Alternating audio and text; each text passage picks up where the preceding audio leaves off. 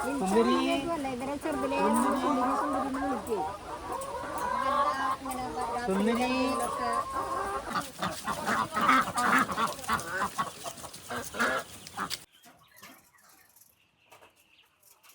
100 കോഴി ഉണ്ടെങ്കിൽ ഒരു 10,000 രൂപ മാസം ഉണ്ടാക്കാൻ ഒരു വിഷമമില്ല, സുഖമായിട്ട് പോകാം. പിന്നെ ഏറ്റവും ലാഭകരം കാട വളർത്തലാണ്. കാട വളർത്താൻ നമ്മൾ കാലങ്ങൾ കാത്തിരിക്കേണ്ട. ഒരു 4 ആഴ്ച പ്രായമായ ഒരു കാടനെ മേടിച്ച് 2 ആഴ്ച ഇട്ട് കഴിഞ്ഞാൽ ഒരു മുട്ടയിട്ട് തുടങ്ങും. അപ്പം നമുക്ക് പെട്ടെന്ന് ഇൻകം കിട്ടും.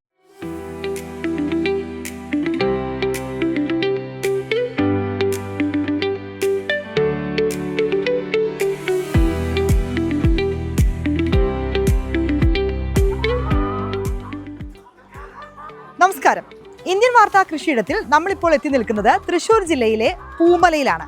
ഇവിടെ കോഴികൾ, താറാവ്, കാട ഒക്കെ വളർത്തി ഇതുപോലെ മുട്ട വിൽപ്പന നടത്തുന്ന കർഷകർ. ഒപ്പം ഇതുപോലെ നമ്മുടെ കുരുമുളക് പോലെയുള്ള ഇടവിളകളും ഇവർ ഇവിടെ കൃഷി ചെയ്യുന്നുണ്ട്. തോമസ് ഏട്ടനും റോഷ്നി ചേച്ചിയും അവരുടെ വിശേഷങ്ങളാണ് നമ്മൾ ഇന്ന് കാണാൻ പോകുന്നത്.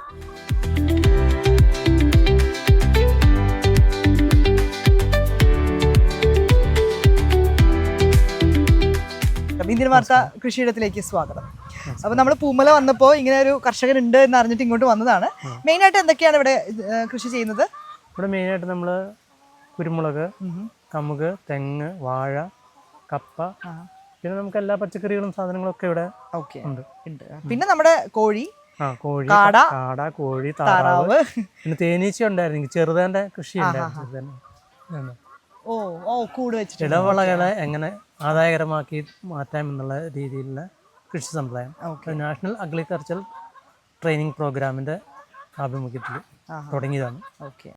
എങ്ങനെയാണ് ഈ ഒരു കൃഷിയിലേക്ക് വന്നത്? എത്ര വർഷമായി സജീവമായി കൃഷി ചെയ്ത് നിൽക്കുന്നു? ഈ കൃഷിയിൽ ആരംഭിക്കാനുള്ള കാരണം എന്ന് പറഞ്ഞാൽ തന്നെ ഒരു 20 വർഷം മുമ്പ് ഗൾഫിൽ നിന്നൊക്കെ തിരിച്ചു വന്നപ്പം ഒരു ഉപജീവന മാർഗമായിട്ട് കൃഷിയാണ് ഞാൻ തിരഞ്ഞെടുത്തത്. അങ്ങനെ തിരഞ്ഞെടുക്കാനുള്ള കാരണം, അങ്ങനെ തിരഞ്ഞെടുത്ത് ഇവിടെ സ്ഥലം വാങ്ങിച്ചു. ഇവിടെ സ്ഥലം വാങ്ങിച്ചു കഴിഞ്ഞപ്പോൾ ഇങ്ങനെ കാസർഗോഡ് യൂണിവേഴ്സിറ്റിയിൽ നിന്ന് ജേക്കബ് ജോൺ സാറിൻ്റെ നേതൃത്വത്തിലുള്ള ഒരു സംഘം ഇവിടെ അന്വേഷിച്ചു വന്നു. 50 സെൻറ്റ് സ്ഥലം സ്വന്തമായിട്ടുള്ളവരും സ്വന്തമായിട്ട് കൃഷി ചെയ്യാൻ താല്പര്യമുള്ളവർ പ്രോത്സാഹിപ്പിക്കാൻ വേണ്ടിയിട്ട് നാഷണൽ അഗ്രികൾച്ചർ ട്രെയിനിങ് എന്നൊരു പ്രോഗ്രാം സാറിന് നേതൃത്വത്തിലുണ്ടായി. അങ്ങനെ ആ പ്രോഗ്രാമിലേക്ക് നമ്മളെ പങ്കാളിയാക്കി. ഞാനിവിടെ കൃഷി തുടങ്ങി. കൃഷി തുടങ്ങാനുള്ള ഉപകരണങ്ങളും സാമഗ്രികളൊക്കെ യൂണിവേഴ്സിറ്റിയിൽ നിന്ന് എനിക്ക് പ്രൊവൈഡ് ചെയ്തു. അങ്ങനെ അതിൻ്റെ ഇതിലാണ് ഒരു 10-200 നേന്ത്രവാഴ, പിന്നെ കുരുമുളക് വള്ളികൾ, ഒരു 200 കവുങ്ങും തെയ്യ്, ഒരു 25-30ഓളം കോഴി, മുട്ടക്കോഴികൾ, ഇതെല്ലാമായിട്ട് സാറിൻ്റെ ഒരു വണ്ടി ഒരു ദിവസം വന്നു. അങ്ങനെ നമ്മൾ തുടങ്ങി പരിപാടി. കൃഷി വകുപ്പിൽ നിന്നുള്ള ഒരു സപ്പോർട്ട് ആദ്യം തന്നെ കൃഷി വകുപ്പിൽ നിന്നാണ്. അതിൽ നിന്ന് വളർന്ന് ഈ രീതിയിലെത്തി. അപ്പൊ ആ ഒരു കൃഷി ഓഫീസറാണ് ഒരു മോട്ടിവേഷൻ. കൃഷി ഓഫീസറല്ല, ഇപ്പം ഹൈലി റാങ്കിലാണ്. തൃശ്ശൂർ നമ്മുടെ യൂണിവേഴ്സിറ്റിയിൽ അഗ്രികൾച്ചർ യൂണിവേഴ്സിറ്റിൻ്റെ ഡയറക്ടറാണ്. ഇപ്പോഴും ഉണ്ട്, റിട്ടയർ ആയിട്ടില്ല. അപ്പോൾ ആ ഒരു സപ്പോർട്ടിലാണ് നമ്മൾ ഇവിടെ എത്തിയത്. അതെ, അത് സപ്പോർട്ടാണ്. പിന്നെ ഇവിടുത്തെ കൃഷിഭവൻ്റെ ആൾക്കാർ എപ്പോഴും നമ്മളെ അന്വേഷിച്ച് വരാറുണ്ട്. സാറിൻ്റെ സപ്പോർട്ട് കൊണ്ടൊക്കെ ആയിട്ട് നമ്മളിങ്ങനെ തുടങ്ങി. എങ്ങനെയുണ്ട് ഇപ്പോൾ കൃഷി? ഇപ്പോൾ പ്രവാസ ജീവിതം അവസാനിപ്പിച്ച് നാട്ടിലെത്തി കൃഷിയിലൊക്കെ വന്നപ്പോൾ എങ്ങനെയുണ്ട് ഒരു ലൈഫ് സ്റ്റൈൽ മാറിയതും? കൃഷി ഒരു മനസ്സമാധാനമുള്ള പണിയാണ്. നമുക്ക് അത്യാവശ്യം നമ്മുടെ ശരീരത്തിനൊരു വ്യായാമവും കാര്യങ്ങളും ഏർപ്പാടുകളും ഒക്കെ നമുക്ക് സ്വതസിദ്ധമായിട്ട്, പിന്നെ നല്ല ഭക്ഷണം കഴിക്കാം. അത്യാവശ്യം നമുക്ക് വേണ്ട കാര്യങ്ങൾ. നമുക്കൊരു നല്ല കൊല ഉണ്ടായാലും അത് നമുക്ക് രാസവളമൊന്നും ഇവിടെ ഉണ്ടാക്കാനുള്ള ഒരു ഇത് കിട്ടും നമുക്ക്. അങ്ങനെ എല്ലാ സാധനങ്ങളും നമുക്ക് ഉണ്ടാക്കാൻ. ഇപ്പം എത്ര കോഴിയും താറാവും ഒക്കെ ഉണ്ട് ഇപ്പോൾ ഇവിടെ? എങ്ങനെയാ? നമുക്കിപ്പം നമ്മൾ സ്റ്റാർട്ട് ചെയ്ത് ഒരു 50 കോഴീനോടാണ് നമ്മൾ സ്റ്റാർട്ട് ചെയ്തത്. അങ്ങനെ അത് വളർന്ന് ഇപ്പോൾ 200 ആയി. 200 മുട്ടക്കോഴികളുണ്ട്. പിന്നെ കാലത്തിനനുസരിച്ച് നമ്മളിങ്ങനെ ഓരോന്ന് മാറ്റിക്കൊണ്ടിരിക്കും. ചെറിയ ഈ കോഴിക്കുട്ടികൾ, ഒരു ദിവസം പ്രായമൊക്കെ കോഴിക്കുട്ടികൾ യൂണിവേഴ്സിറ്റിയിൽ നിന്ന് മേടിക്കും. അവിടുന്ന് പിന്നെ ലൈറ്റൊക്കെ ഇട്ട് വളർത്തി അത് ഇങ്ങനെ ഓരോ സ്റ്റേജിൽ ഇങ്ങനെ മാറി ഈ താറാവുകളെ എങ്ങനെയാണ് വളർത്തി തുടങ്ങി? താറാവുകളെ ഒരു ദിവസം പ്രായ താറാവുകളെ യൂണിവേഴ്സിറ്റിയിൽ നിന്ന് മേടിച്ചാൽ തുടങ്ങിയത്. ഒക്കെ മുട്ട അത് തന്നെയാണോ? മുട്ടയാണ്. ഓക്കെ, താറാമുട്ടയും കോഴിമുട്ട, കാടമുട്ടയൊക്കെ കൊടുക്കും. എങ്ങനെ ആളുകളിലേക്ക് നേരിട്ടാണോ ഷോപ്സ് വഴി കൊടുക്കും? അല്ല, നമ്മൾ ഇപ്പം ആഴ്ച 2 പ്രാവശ്യം നമുക്ക് കുറേ ഷോപ്പുണ്ട് ഇവിടെ. അവിടെ കൊടുക്കും. ഷോപ്പിലൂടെ കൊണ്ട് കൊടുക്കും. ഒരു ഓട്ടോറിക്ഷ വിളിക്കും, ഷോപ്പിൽ കൊണ്ട് കൊടുക്കും. അങ്ങനെ യൂണിവേഴ്സിറ്റിയുടെ ഒരു ഷോപ്പുണ്ട് തൃശ്ശൂർ, അഗ്രോ ബസാർ. വഴി കൊടുക്കും. അവിടെയും നമ്മുടെ മുട്ടയാണ്. കോഴിയും കാടയും താറാവൊക്കെ നമ്മുടെ തന്നെയാണ് അവിടെ ചിലവാകുന്നത്. പിന്നെ ഈ പറഞ്ഞ പോലെ പച്ചക്കറികൾ പറഞ്ഞു, അത് ഓരോ സീസണിലി ആണോ ചെയ്യുക? അല്ല, സീസണിൽ ഇപ്പം നമ്മൾ ചെയ്യുന്നുണ്ട് യൂണിവേഴ്സിറ്റിയിൽ നിന്ന്. പിന്നെ അല്ല, യൂണിവേഴ്സിറ്റിയിൽ നിന്നല്ല, ഇവിടെ കൃഷിഭവൻ കുറേ തൈകൾ നിന്ന് ഇറക്കിയിട്ടുണ്ടായിരുന്നു. അതിപ്പം തക്കാളി, വെണ്ട. പക്ഷേ ഈ ടൈം ഒരു അനുയോജ്യമായ സമയമല്ല. ഇപ്പോഴത്തെ കാലാവസ്ഥ അത്ര ക്ലൈമറ്റ് മാറിയതുകൊണ്ടൊരു ബുദ്ധിമുട്ടുണ്ട്.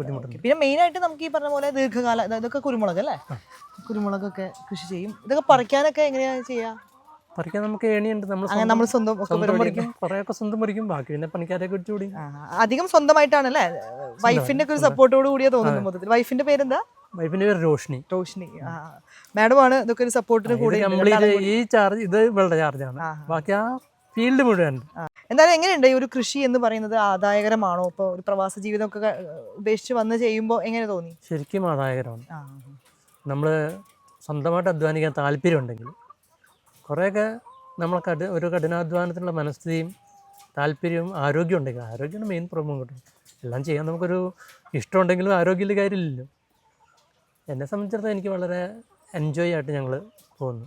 ഓക്കെ, ഇതൊക്കെ കാണുമ്പം തന്നെ ഒരു സന്തോഷമല്ലേ? ഇത്രയും വലിയ കുരുമുളക് വള്ളികളും നിറച്ച് കാഴ്ചയൊക്കെ നിൽക്കുന്നത് കാണുമ്പം അത് പഴുത്ത് കഴിഞ്ഞാൽ കുറച്ച് ദിവസവും കാണാൻ. അങ്ങനെ ഹാപ്പി ആയിട്ട് പോകുന്നു രണ്ടാളും കൂടി. ഫുൾ ടൈം ഇതിൽ എൻഗേജ്ഡ് ആയിരിക്കും? Full time. ഇപ്പോൾ ഒരുപാട് പേര് ഈ കൃഷിയിലേക്ക് വരാൻ വിമുഖത കാണിക്കുന്നത് കൃഷി ലാഭകരമല്ല എന്നൊക്കെ പറഞ്ഞിട്ടാണ്. അപ്പോൾ അത്തരം ഒരു തലമുറയോട് അല്ലെങ്കിൽ അത്തരം ആളുകളോടൊക്കെ എന്താ പറയാനുള്ളത്? നമ്മൾ ശരിക്കും ഒരു ജൈവ കൃഷിയാണെങ്കിൽ നമുക്ക് വലിയ ബുദ്ധിമുട്ട് വരില്ല. അതായത് ഒന്നാമത് കൃഷിക്കാരന് ഒരു പശുവിനെ വളർത്താനോ ഒരു കോഴിയെ വളർത്താനോ മനസ്സുണ്ടാവില്ല. കാരണം ഒന്നാമത് അവർ നാറിയ അല്ലെങ്കിൽ ഒരു സംസ്കാരശൂന്യമായൊരു പരിപാടി, അല്ലെങ്കിൽ അവനൊരു വിലയില്ലാത്ത മനുഷ്യൻ എന്നുള്ള കാര്യത്തിലാണ് സാധാരണ ആളുകൾ കാണുക. ആ രീതി മാറ്റി വെച്ചിട്ട് ശരിക്കും അധ്വാനിക്കാനുള്ള ഒരു മനസ്സുണ്ട്. ഒരു പശുവിനെയോ ഒരു ആടിനെയോ അല്ലെങ്കിൽ കുറച്ച് കോഴികളെ ഒക്കെ വളർത്തിയിട്ട് അതിൻ്റെ അകത്ത് കിട്ടുന്ന ജൈവ വളം അത് ഉപയോഗിച്ച് തന്നെ നമ്മൾ കൃഷി ചെയ്യുവാണെങ്കിൽ കൃഷിക്ക് വലിയ കുഴപ്പമൊന്നുമില്ല. അപ്പോൾ കാലാനുകാലങ്ങളായിട്ട് ചിലപ്പം ഈ കീടങ്ങളും രോഗങ്ങളൊക്കെ ബാധിക്കും. അത് നമ്മൾ കൃഷി വകുപ്പൊക്കെ ആയിട്ട് ബന്ധപ്പെടുകയാണെങ്കിൽ അതിനുള്ള ജൈവ ഇതുകൊണ്ട് നിയന്ത്രിക്കാനുള്ള സംവിധാനമൊക്കെ അവർ തന്നെ പറയും. അതിനനുസരിച്ച് നമ്മൾ ചെയ്യുവാണെങ്കിൽ നമുക്ക് ഒരു നഷ്ടം വരികയില്ല. തലമുറകൾക്ക് ഇന്നത്തെ തലമുറയ്ക്ക് മണ്ണി പണിയെടുക്കാൻ താല്പര്യമില്ല. കാരണം അത് അവർക്ക് അവരുടെ സ്റ്റാൻഡേർഡിനനുസരിച്ച് ചേരുന്നില്ല. അതുകൊണ്ടാണ് കൃഷി ഇങ്ങനെ അന്യം വന്നു പോകുന്നത്. കാരണം പുതിയ തലമുറ തീർത്തും ഭൂമിയിലേക്ക് മണ്ണിലേക്ക് ഇറങ്ങില്ല. ചെളി ചട്ടി അവർക്ക് ഭയങ്കര വിഷമം. ഒരു കോഴിനെ ഒന്ന് പോയി നോക്കടാ, അല്ലെ ഒരു പശുവിനെ മാറ്റി കെട്ടടാ, അല്ലെ ഒരു ആടിനെ ഒന്ന് ലേശം തീറ്റ ഉണ്ടാക്കി കൊടുക്കടാ എന്ന് പറഞ്ഞാൽ അവരെ കൊണ്ട് സാധിക്കുന്നില്ല. കാരണം അവർക്കത് പറ്റില്ല.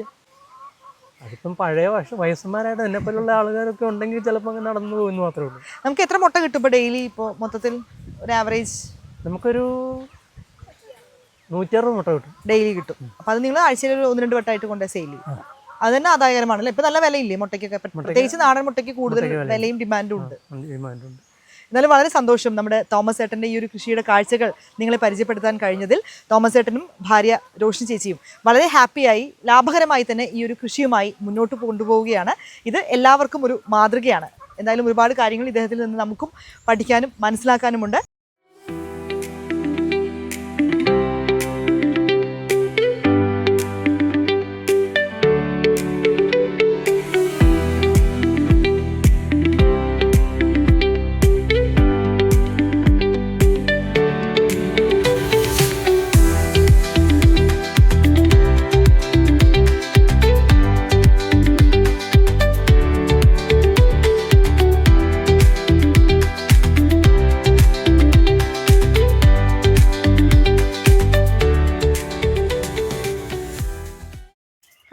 വളർത്തുന്നതാണ് ശരിക്കും ലാഭകരം. കാരണം നമ്മൾ കുറേ കാലം വെയിറ്റ് ചെയ്യണ്ടില്ല. ഇപ്പോൾ ഒരു 4 ആഴ്ച പ്രായമായ കാടനെ വാങ്ങി കഴിഞ്ഞാൽ ഒരു 2 ആഴ്ച കഴിഞ്ഞാൽ ഒരു മുട്ടയിട്ട് തുടങ്ങും.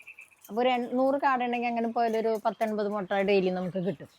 അത് 3 രൂപ തോതിൽ കൊടുക്കുകയാണെങ്കിൽ അതിനനുസരിച്ച് ഇപ്പോൾ ഒരു 100 കാട ഉണ്ടെങ്കിൽ ഡെയിലി 100 രൂപ നമുക്കതിൽ ഉണ്ടാക്കാൻ പറ്റും. 100 രൂപ എന്ന് പറയുമ്പോൾ നിസ്സാരമാണ്. പക്ഷേ ഒരു മാസം ആകുമ്പോൾ 3000 രൂപയെ അത് 100, 200, 1000 നമ്മുടെ കപ്പാസിറ്റിക്ക് അനുസരിച്ച് കൂട്ടാം. പക്ഷേ മാർക്കറ്റ് കണ്ടെത്തുക എന്നുള്ളതാണ്. മാർക്കറ്റ് കണ്ടെത്തിയിട്ട് വേണം നമ്മളിത് തുടങ്ങാൻ. 100 കാടമുട്ട ചിലവാകും ബുദ്ധിമുട്ടുണ്ടാവില്ല. പക്ഷെ 500ഉം 1000 ഒക്കെ ഡെയിലി വരുമ്പോൾ 4 ദിവസം മുടക്ക് വന്നു കഴിഞ്ഞാൽ പണി കിട്ടും. അപ്പോൾ അതൊക്കെ നമ്മൾ നോക്കിയും കണ്ടും ചെയ്യണം.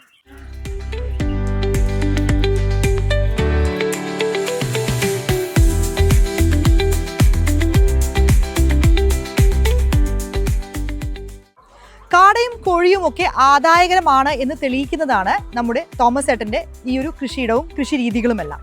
ഇതുപോലെ വ്യത്യസ്തമായ മറ്റൊരു കൃഷിയുടെ കാഴ്ചയുമായി വീണ്ടും കാണാം. നമസ്കാരം.